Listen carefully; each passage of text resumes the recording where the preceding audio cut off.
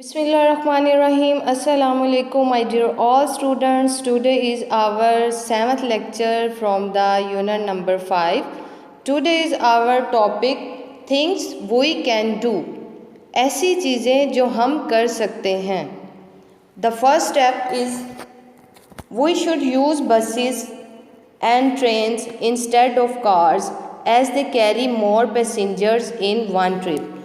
यानी कि हम अपनी पर्सनल कार की जगह हमें ट्रेन और बसेस का इस्तेमाल ज़्यादा करना चाहिए, क्योंकि कार में कम लोग आते हैं, बस और ट्रेन में ज़्यादा पैसेंजर्स बैठ सकते हैं. तो इसीलिए हमें कार की बजाय बस और ट्रेन का ज़्यादा इस्तेमाल करना चाहिए.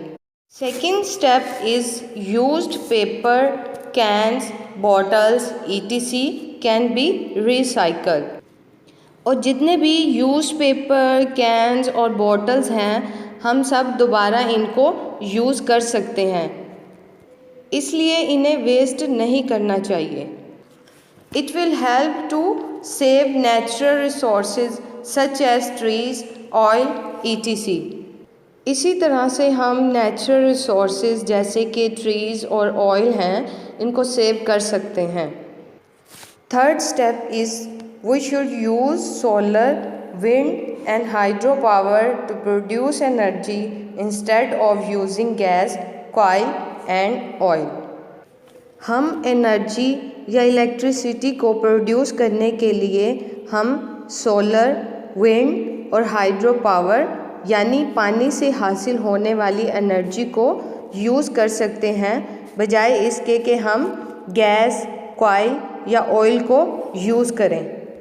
The fourth step is we should install treatment plants that control or capture pollutions before they enter the environment.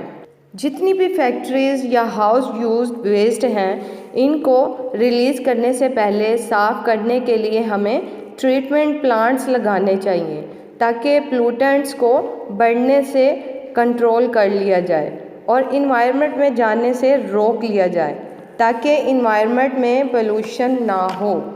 तो ये थे हमारे आज के 4 स्टेप्स. इन पर अमल करने से हम अपने एनवायरनमेंट को नीट क्लीन रख सकते हैं. आई होप कि आपको ये पॉइंट्स अच्छे से समझ में आ गए होंगे. जज़ाकल्लाह.